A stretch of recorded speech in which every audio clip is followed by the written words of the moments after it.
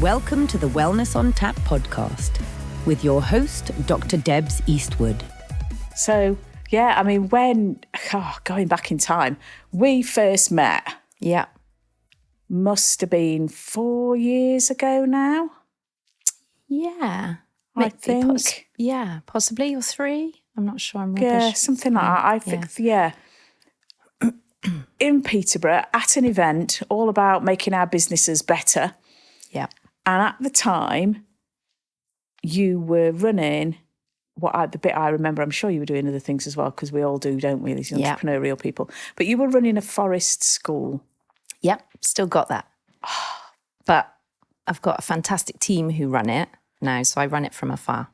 Okay. So, yeah. Because I remember talking to you and seeing you in the little sort of cabin on Zoom calls, do you know what I mean? With all the equipment behind you and the noise of kids occasionally popping in and things like that. So you were very hands-on back then. Yes.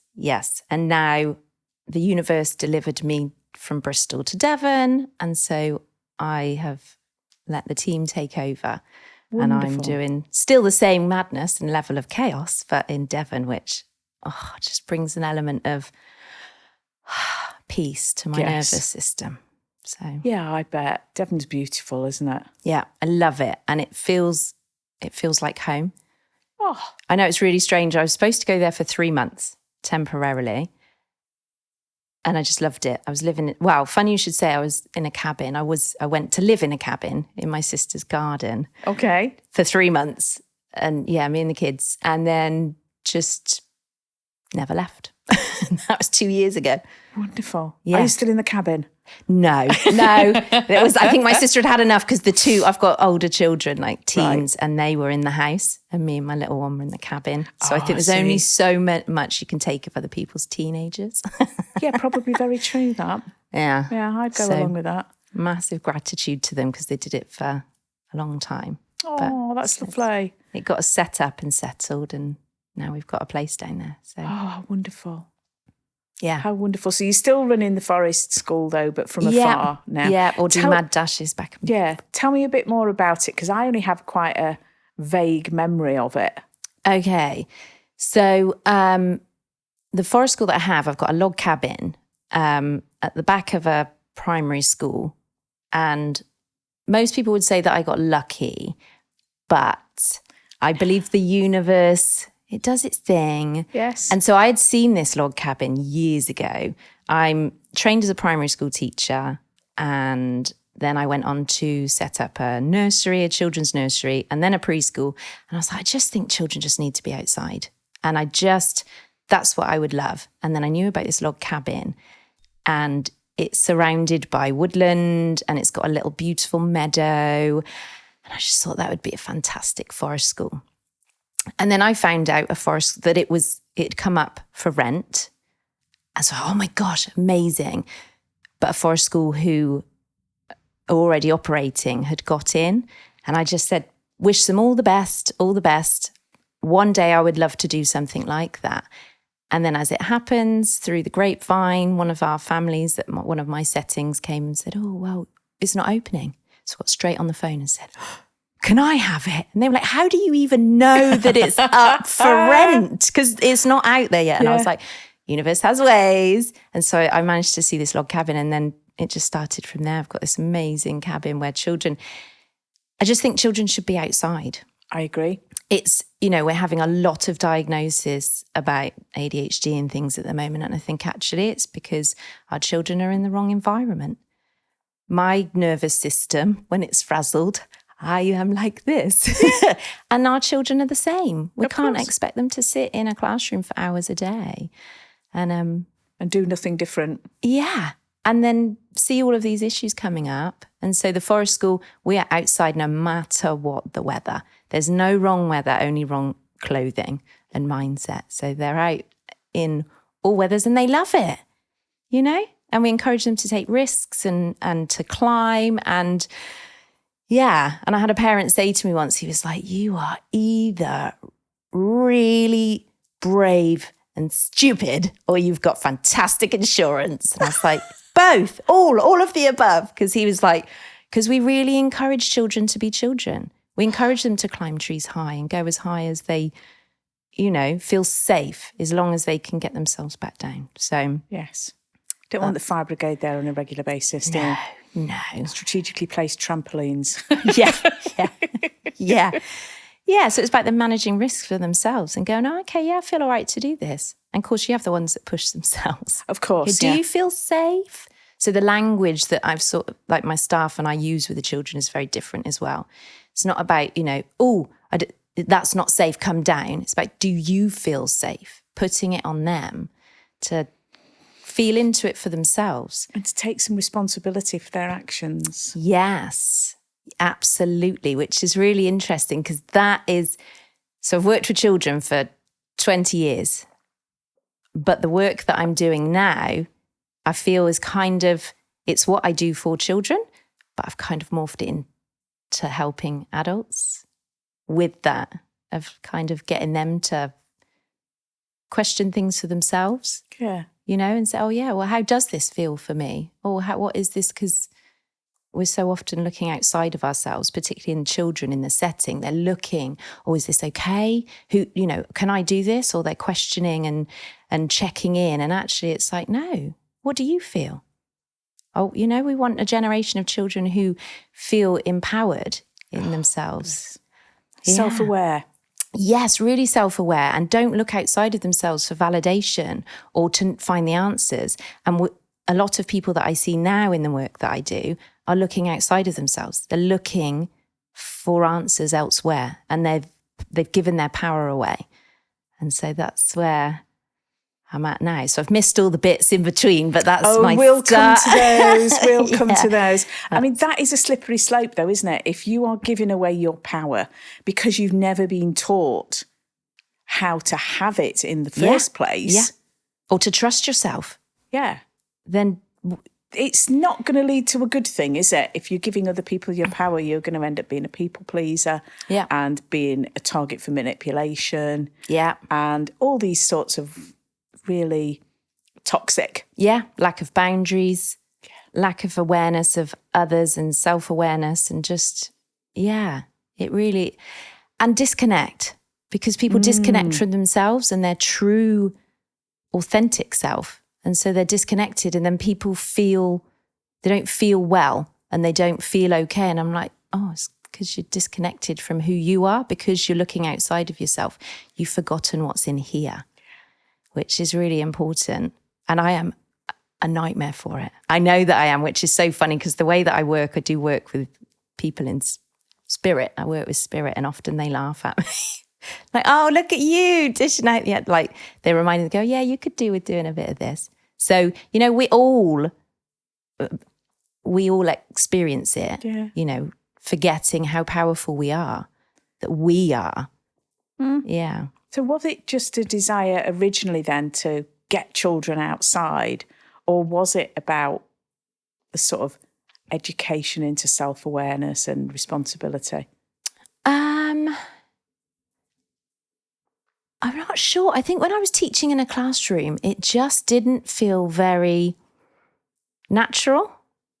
And I'd see the children get to break time. When we'd make jokes as teachers, go, you can tell that it's a rainy day because they're all like this.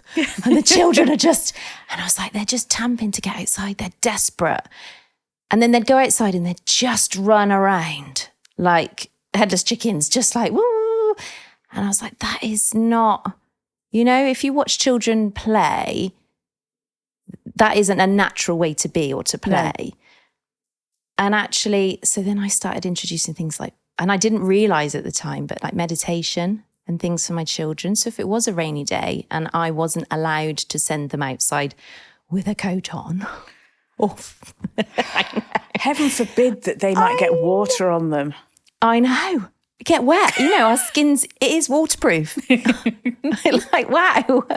But so I would then do things like I would open the door, get them all to lay down, we'd turn the lights off and we'd listen to the rain instead. And instead of sitting still trying to concentrate, and I'm now, aware that I was doing meditation and mindfulness for them, and they were different. And, they were calmer. And I don't think at the time I consciously was aware of what I was doing. It just felt right. It just was like, look, these children need more than, Hallelujah. Yeah. Yeah. How refreshing. Oh, thanks. So So I just did more of that. And then the universe again had a plan and was like, somebody said, I could see you reforming education in the future. And I was like, no, I don't think so. But I thought, but I could do it on a small scale. I could have an impact in my community. I could make a positive impact on children's lives. So I spent a long time searching for a place to open my own nursery, my own children's space. And as it happens, I spent a long time, found places that just didn't work, and I tried to force it. Yeah. Doesn't work, doesn't. No.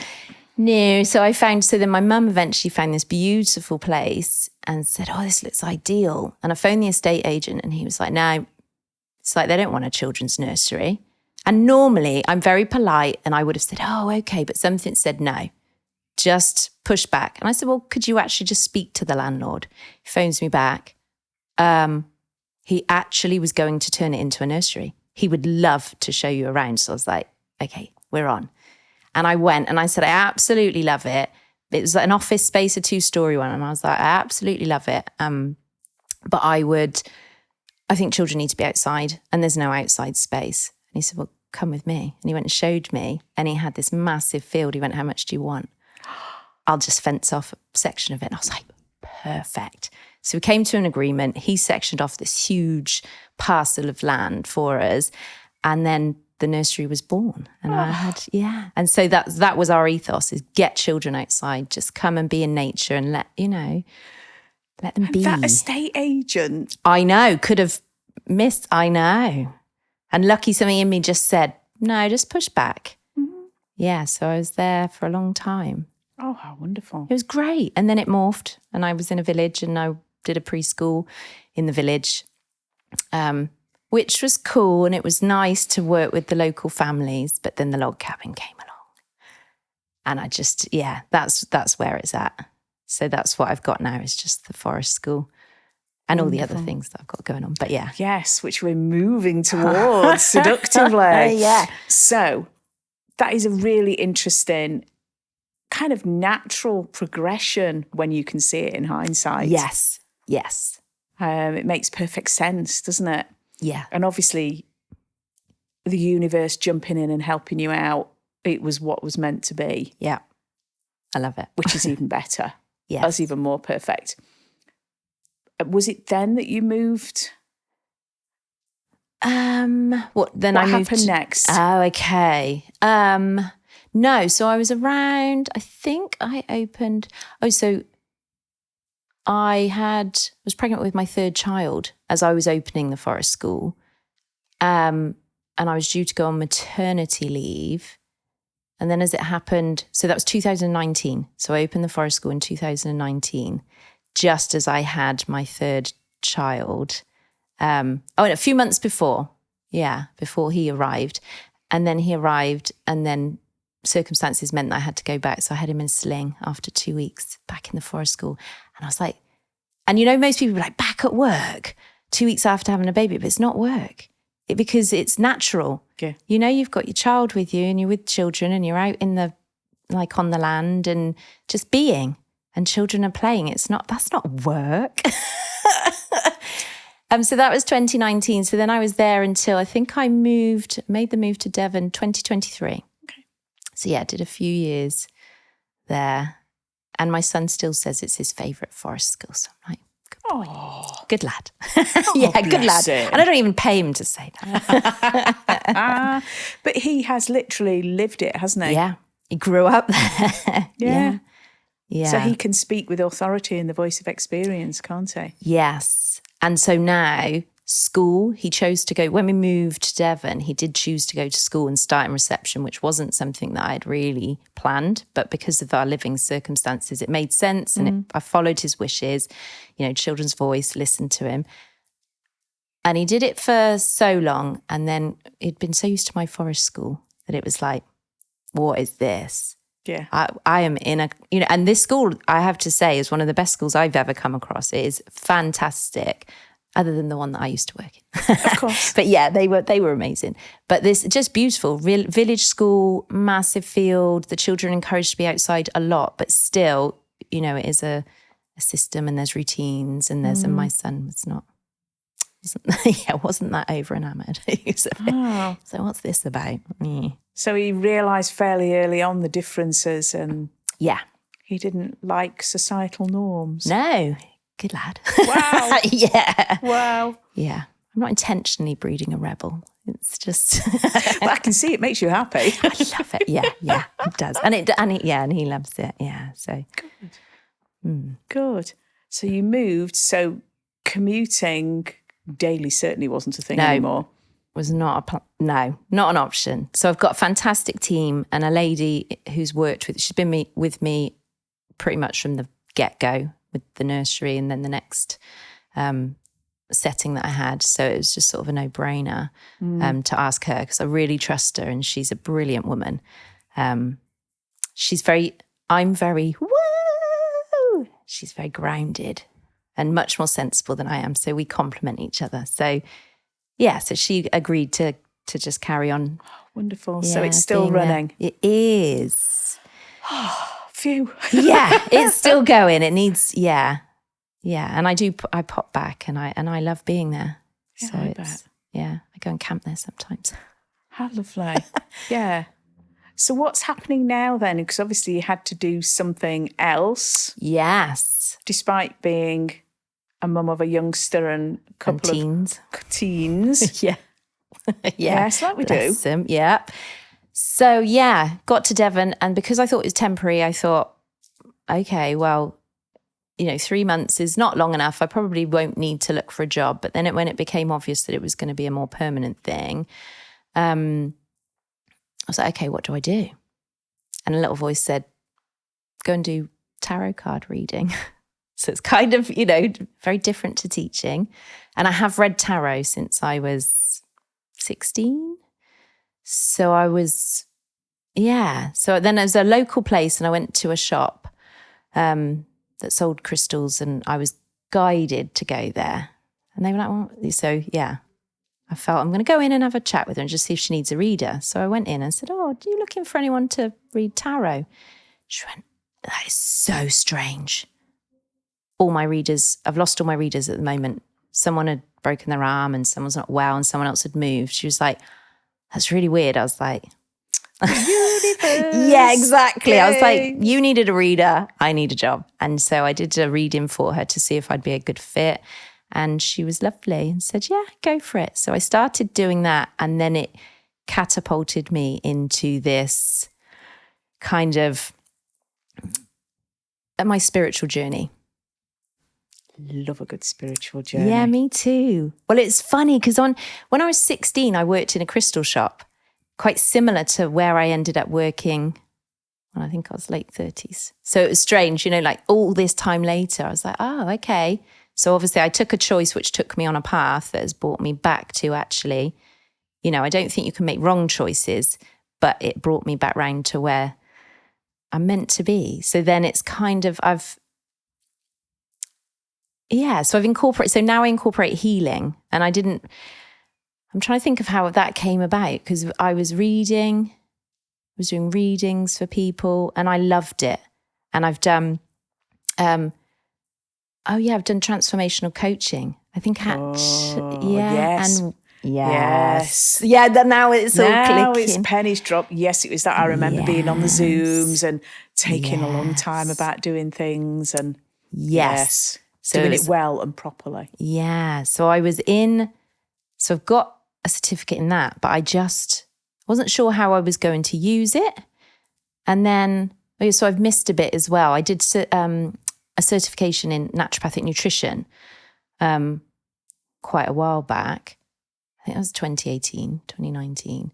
And at first I thought it was for me. I wanted to do that for my family. And then I was like, oh no, actually I could maybe do this and I could help people because I think it's really important. But then I realized that I was seeing clients and some of them, I'd write plans for, and with the best will in the world, they just weren't able to do it. They couldn't find they just couldn't. It was too difficult. And then I've met other people that had fantastic lifestyle diets and things like that. And yet they were still fatigued and not feeling well, you know? So then I went down lots of rabbit holes because, I was like, oh, okay. Well, I thought diet was like the everything. I was obsessed with it. Like, not, you know, to almost an unhealthy degree that, you know, you are what you eat and like you must, clean eating and things. And then I was like, but you're doing this and yet you're still having medical issues. Like it didn't, that I would have thought was attributed to diet. So it challenged it massively. Yeah. So then I had to look into that and then it's not that I came across it. It's something that years ago I'd been introduced to a book called Mind Power by John Kehoe. And I don't know, it just that sort of came back to me and I was like, oh, actually, there's something else going on here. And then I started realizing with the work that I was doing with my tarot reading as well, I work intuitively, so I pick up on people's energy. And I was like, oh, so you're experiencing blockages here in your energy through what I believe are the chakras and the energy centers. And then I just started seeing correlation between what they were feeling and where things were manifesting in their body. So, you know, like people who weren't speaking up for themselves were having blockages in their throat chakra, and I was feeling it there. Other things, so like bowel issues and things and constipation. And it's people who tend to hold on to things emotionally, you know, or anxiety. And, you know, and this is a really common one because people might think, oh, she's a bit woo-woo. What? Your emotions manifest in your body. But if you think about it, what happens when you get anxious? You get a funny stomach. Yeah. And that's anxiety causing that in your body. And then so I was like, and I'm a really deep thinker. I like to question everything. So I was trying to just work it all out and make connections. And I was like, it's the mind-body connection. So I can't help people nutritionally until I've helped them emotionally. And I'm not at the time, that's why I went to do a qualification in coaching, because I was like, I'm not trained, I'm not certified, and it didn't feel, I wanted to be able to hold space for people properly. So it's kind of morphed, and now I incorporate hands-on healing with it. And then my mum reminded me that just because I'd feel guided to like my hands heat up when I'm around certain people. Ooh, another sign. Yeah. And my mum was like, yeah, don't you remember when you were really little, you just wanted to give people a massage? Or like my mum and my dad, I would say, can I give you a massage? She said, and it was amazing. You'd put your hand, you know, and I was tiny and I've still got little hands now, but she said it felt so lovely. I was like, oh, maybe there's something in that then, the energy. And I felt, So it's quite a strange thing because I've been sat next to people before and I did resist the urge today on the train. And I just put your hands on somebody. My hands were heating up and I went, oh, really? The train is packed. And I'm fully here to bring, so I said, look, please, I'm sat next to this person. I will send them energy and I'll send them healing. And if they're receptive to it, then let them have it. Because you have to be, I can't go against someone's will. But if someone's asking for help, then, but yeah, I've been sat in places before of a mediumship evening and my hands are just burning. And I'm like, oh my gosh, the person next to me needs some healing. And I've had a chat. I said, oh, are you all right? No, but why do you ask me? And I'm like, because I can feel it. And and it must seem so mad to this poor woman in the one I'm thinking of in particular. And she was like, oh, and we had a little chat and it turns out she was in a very, very dark place. And so I said, it might sound really crazy, but are you happy for me to put my hands on you? Because I'm feeling really, my hands are boiling. And she held them. She went, oh yeah, they are. And I said, well, it's like I'm being charged up. So I just put my hands on her and gave her some healing. And she was like, oh. And, and so it's really morphed. It's gone from teaching to tarot reading, which I feel was like the universe getting me back into my spiritual connection, a reconnection to myself and my authentic, what I'm here to do. And then they're like, okay, and now remember, actually, it was healing that you wanted to do. Yeah, so it was a gentle reintroduction. And yeah, it was. But I kind of, and like my auntie, absolutely, she wet herself when I told her this, because I was like, oh, I do realise I couldn't have done this work any sooner because I had a bit of an ego. I mean, I wasn't arrogant. I didn't love myself or anything, but I did have a bit of we've all got ego, and it's not that I've lost it. It's just, but I would have wanted to be the healer and the savior. And whereas now I realize it's not, I'm a channel, and I help people remember how powerful they are. And it's like a kickstart, it's just a kickstart of the system going, oh, okay. Yeah. Kind of a remembering that they can remember. Oh, yeah, I forgot myself for a while, but that's who I am. That's powerful. The remembering, it comes into it. Yeah. So much. I mean, having read the Celestian prophecy, that's all about remembering, isn't it? Yes. Yeah, and remembering how powerful who we are. That is. Yes. And I think that's why I loved working with children, because they're like a fresh canvas, and you just see them, the innocence. And I think we lose that so much, the innocence and the playfulness. Yeah. And we forget to play, and we forget to be, and we forget to create, and we forget to just be. And it leaves us all exhausted. Yeah. Yeah. Yeah. We need to revisit our inner child. Yes. I love it. Yes. So that comes up in readings a lot. And I'm like, okay. And then, so I can sense sort of ages of, sometimes I'll sort of tune in. And I'm like, oh, okay, they're showing me you when you were 8. And they're like, oh yeah. So there's there'll be something that's happened around that age. And I'm like, well, she needs you to be the adult for her that you didn't have when you needed then. Mm-hmm. So it might be that, there's all sorts of things come up for people. So I'm like, so just reassure her, tell her it's okay, that you're going to take her along for the ride now. She's safe. She's coming with you. And actually, what does she need? Mm. And give yourself that now, that reassurance, that, and playfulness. It might just be, remember to have fun. Yeah. That might be what 8-year-old you is saying. Oh, wow, I just want to have fun. And because as a child, maybe life wasn't fun. Maybe it was very serious, or there was trauma, or so now it's, So it's reconnecting with yourself throughout the years and going, oh yeah, what did I need then? And what did I not get? And what can I do about that now? And I think we're becoming so much more aware that is a reality, and it is something that we can do to change how we are now. Yeah.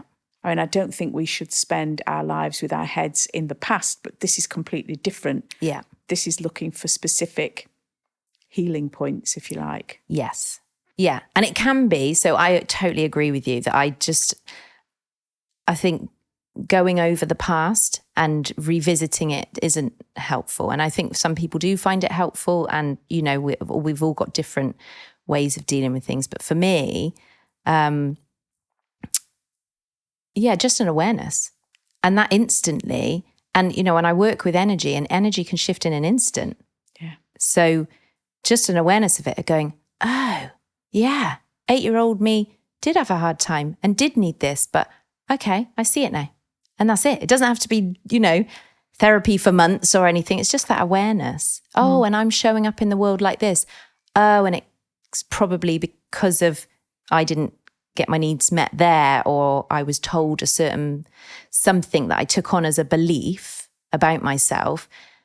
And then, the universe gives you evidence to that belief. Just like when you buy a car and you say you're buying a red car and you go, oh yeah, get a red car. You see red cars everywhere because you're attuned to it, you're aligned with it.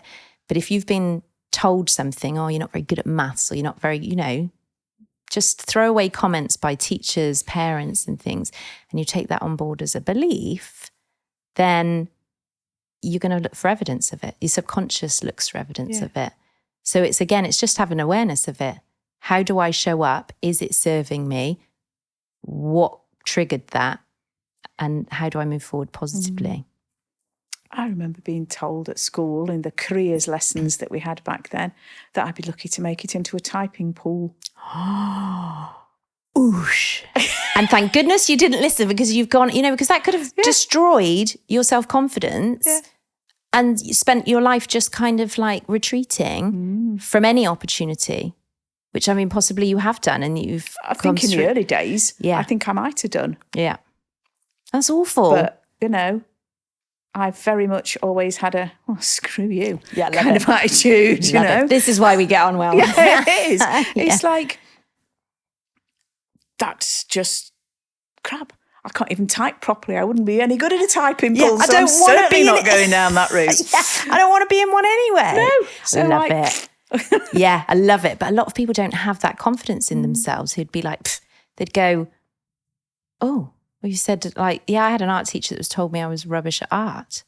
And I was like, and I am super confident, but I did take that one on board. It's like, oh yeah, who can be crap at art? You just can't be crap at art. You can't. I mean, look at the art that sells for millions of pounds. You just can't. You can't be crap at creating. We're always creating. And so, people... Well, there's been crazy art that's sold for millions. That is very true, yeah. I mean, when I'm laughing because I can make a stick man look wrong. Yeah, me too. But someone might love it. Someone might pay you for it. That's true. I mean, look at Lowry, the painter. He made a fortune. Yeah. So that's slightly elaborate stick man, granted. Oh, but, yes. That's, Yeah. Yeah. So, like, who are they to tell us what we... And that's, I think it's important. People have recognition. Oh, that's your opinion. That's not truth. It's an opinion. And do I want to take that on as my truth? No, I don't. No, but it did make me wonder if that was why I made some of the earlier choices that I made, was that was in there. Yeah. Yeah, because our subconscious dictates 95% of our life. Yeah. Like going to college from school, because there was no way I was going to be invited to stay on in sixth form. And I didn't want it anyway, so that didn't bother me. Yeah, so fine. That was absolutely fine. But going to college, signing up for a 2-year pre-nursing course and realising about 6 months in that this wasn't the best course on the planet. People were leaving in their droves. So there was 2 classes in the beginning of the first year that went down to 1 at the beginning of the second year because that many people left. I mean, their intent was brilliant. Yeah. We'd go on placements and everything, and they were great. Those are the bit I really enjoyed. But towards the end of the first year, I just thought, I can't do this anymore. Yeah. So I think perhaps the decision to join that was based on my perceptions that had been given to me that I was no good. Oh. But then... Yes.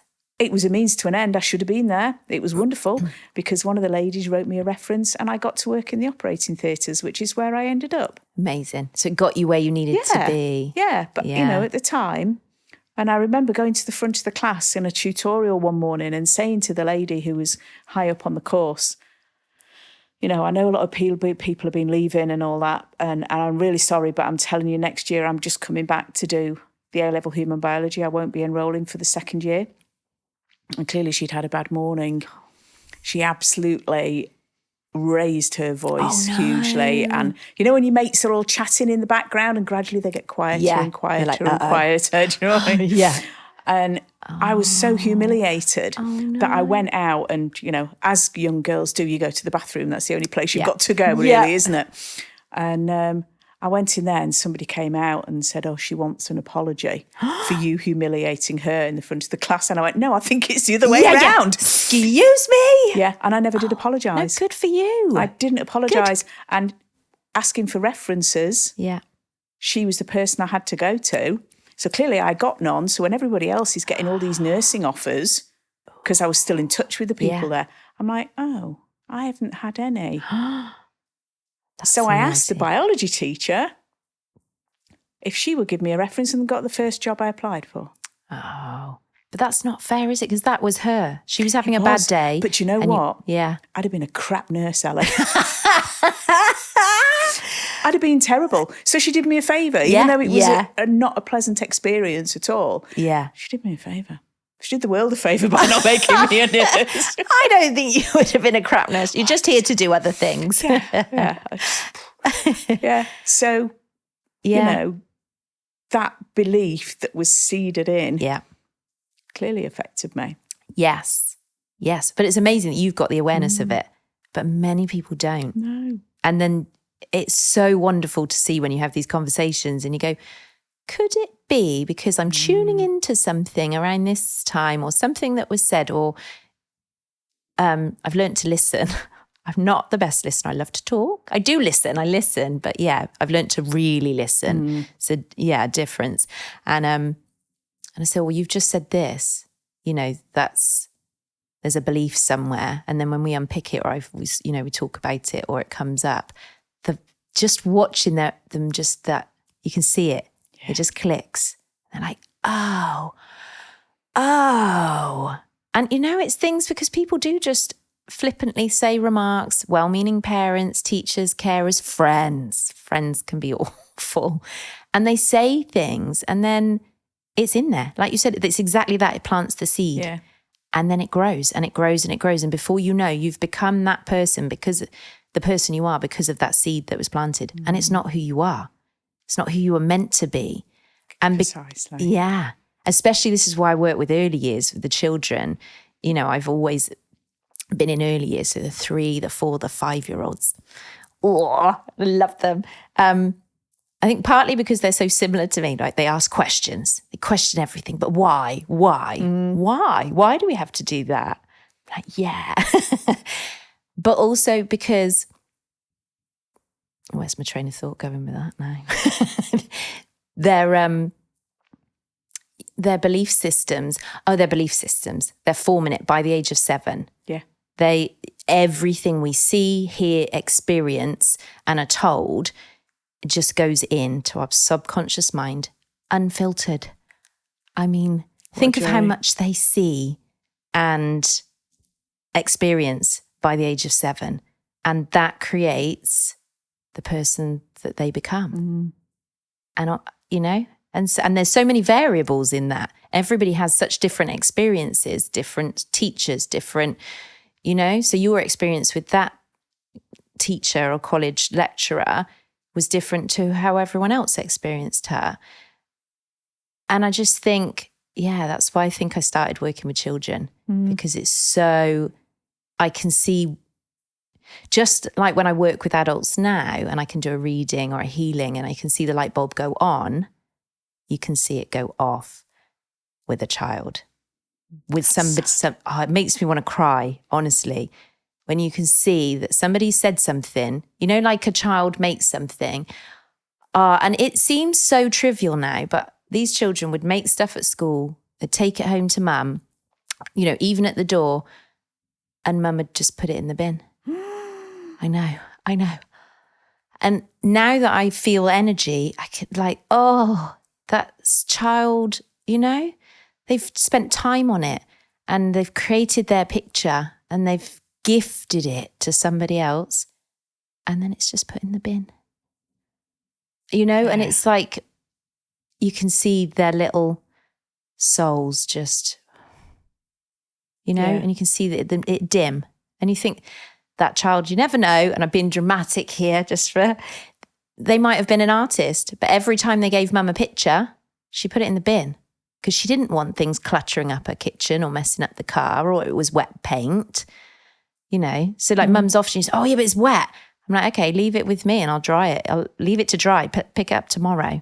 Yeah. And then I'd make, you know, you make a big fuss and be like, wow, well, aren't I lucky I get to keep it?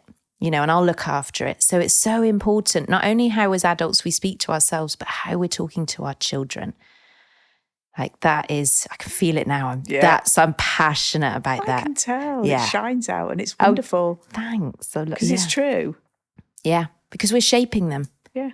And a lot of it's unintentional. We don't mean it. The lovely mum who's had a really busy day at work, she's just coming to pick up the kids because she's got to get them home and she's got to do dinner and she's, you know, and the next thing. Her day's only halfway through. Yeah. And it's just thought, you know, and it's not intentional. I'm just putting it in the bin because I haven't got time for that. So it's just, again, it's the awareness again, bringing it, okay, if I do that, how are they going to feel? Yeah. And so you've moved more towards adults now. yeah. So how do they come to you? I mean, they originally came through your revisiting the tarot, I guess, but then it expanded from there. So then I decided I was sort of guided. My aunt, who's fantastic, she's so tuned in. She's like, you need to get yourself out there. Now that you're doing this, go to some fairs, get a table, put yourself out there. And then as it happened, I met a lovely, who's now a really good friend of mine, who was hosting events and fairs. And has invited me, and we now collaborate and we host events together. Lovely. So, yeah. So it's good. And so the adults came through that. And yeah, how do people find you? I mean, what do you put yourself out there as? Oh, I've got so many.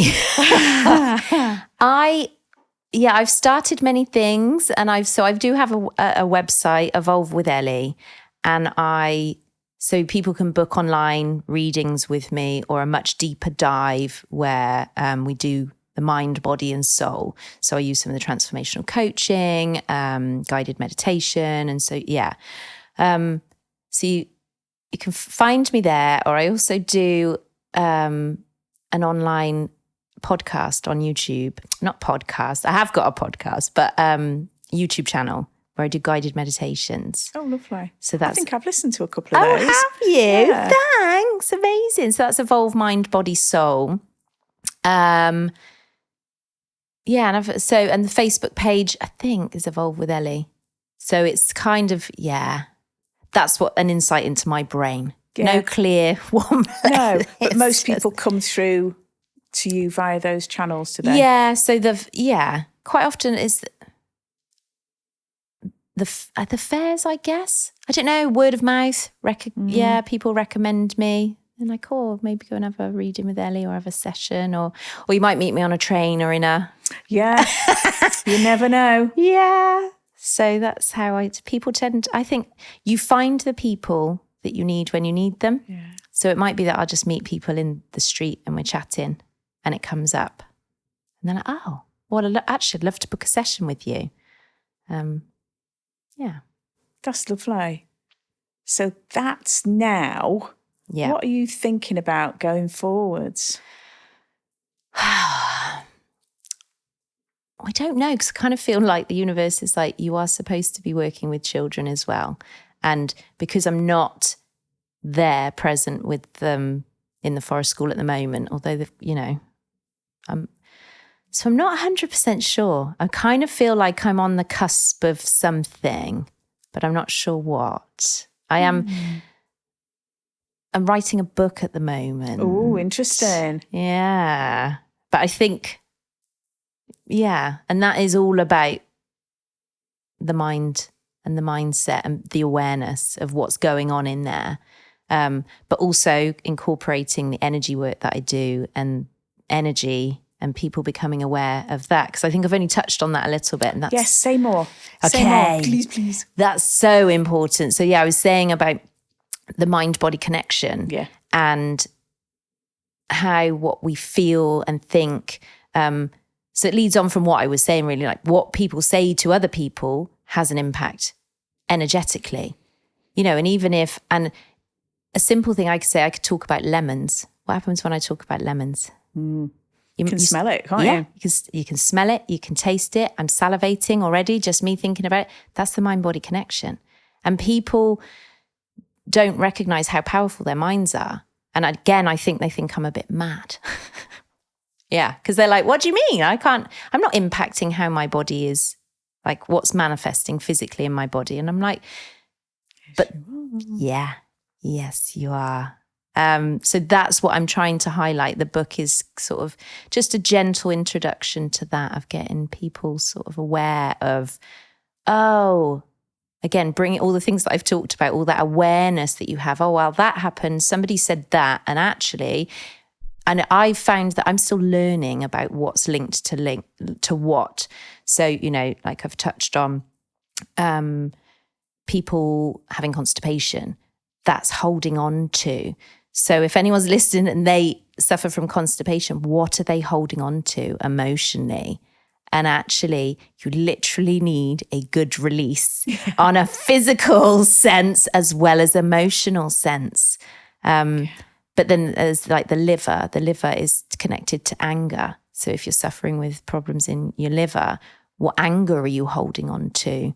I used to suppress everything. I was not emotional. Someone kindly nicknamed me the Ice Queen. And I'm not. I know. Oh. I would never have. No, I'm so animated and full of love and life, but emotionally I was, to be fair. And I needed to hear that. I think it was a brutal like slap. Yeah. Just like to go, oh, okay. Yeah, I suppressed all my emotions. I was just high vibes all the way. You know, people talk about toxic positivity. I wasn't toxic in it because I was just out to have fun, and everything was, I wanted it to be light, but I didn't look at the other things. But I suffered really badly with migraines. And I think it was like the pressure building up in my head because I never looked at anything. I never processed anything emotionally, mentally. I was just like, oh, it's fine. We're just going. Yeah, it is what it is. I'm just going to keep going and going and going and going. And then my body was like, and so I'd get these migraines. And I'm often up in my head.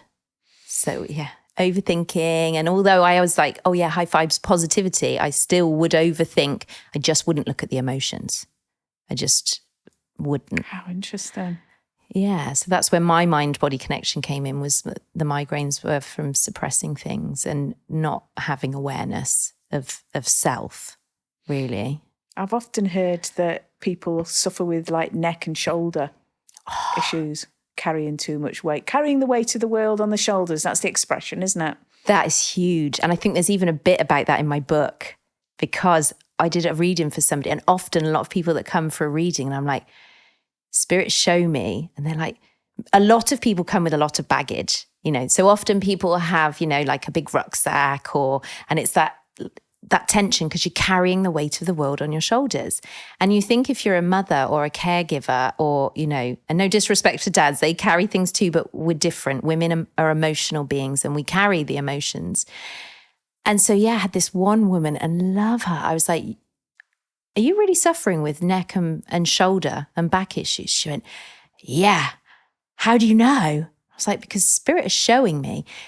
She didn't just have the backpack. She had a backpack and it was filled with bricks. And she had, so this is, I think, metaphorically, is that the right word? Mm-hmm. Yeah. So she had that. And then she had suitcases that she was dragging along behind her. And then she was carrying stuff at the front as well. And I was like, no wonder you've got, because emotionally you're carrying not only your own stuff, you're carrying the weight of your family and your loved ones. And she's such an empath that she was carrying everybody, her friends. And I was like, you must be exhausted and so, yeah, tense and uncomfortable. I was like, Spirit just encouraging you to just put it down now.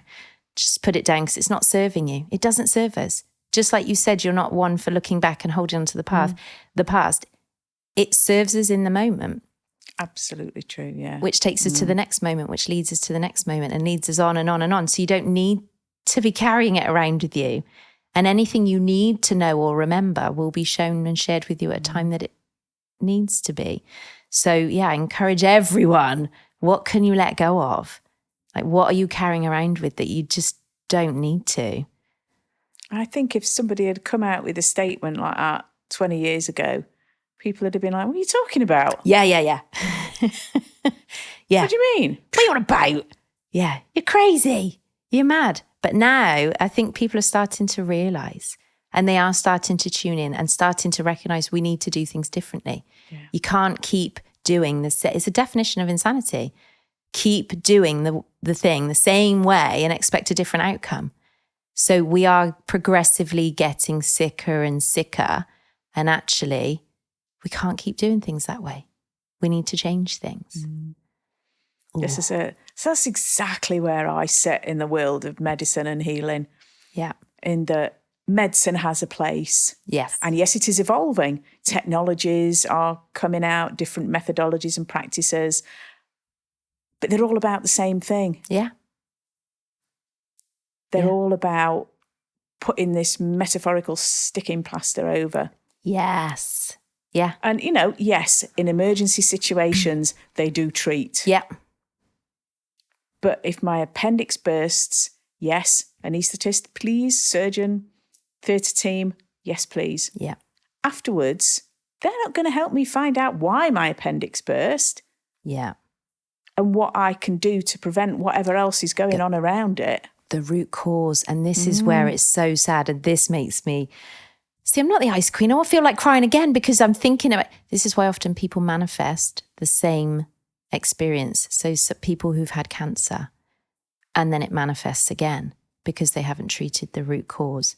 And that just, I'm careful with my words, but it makes me so sad because I want to say it breaks my heart, but my heart isn't breaking. It makes me so sad that people have gone through what they've gone through, them and their families experienced what they experienced, and then to have it come back. And and so I want people to know there's a different way. And just like you said, there are, medical, yes, fantastic.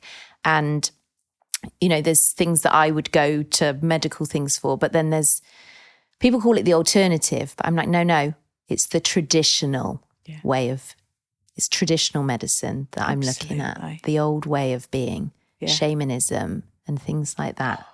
I know, we've, and I'm only just touching on that. I need to learn, but of being, going, okay, let's look beyond, let's stop treating symptoms. Let's go beyond that. What is it below the surface? Like you said, otherwise we're just putting sticky plasters on and people aren't getting better. Precisely. And they're getting worse because they're increasing their pill burden. Yes. And they're getting another pill to treat the symptoms of the first one and yada, yada, yada, yada. I know.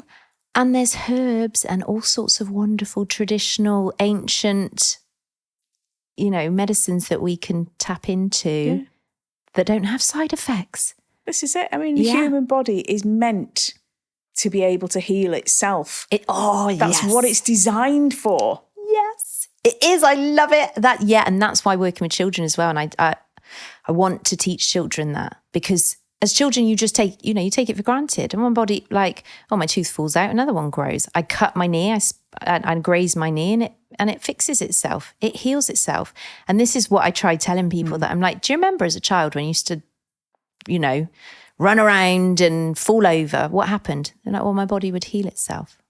Well, or it would come back. And I'm like, it's still got that potential and that capability. It's just over time, we think we have to go to it. And I'm not saying I'm not a medical profession, do go to the doctor still, but it is giving your power away and it's stopping your body from doing what it's trained to do. It's programmed to heal itself. Yes. And there's things we can do to help it.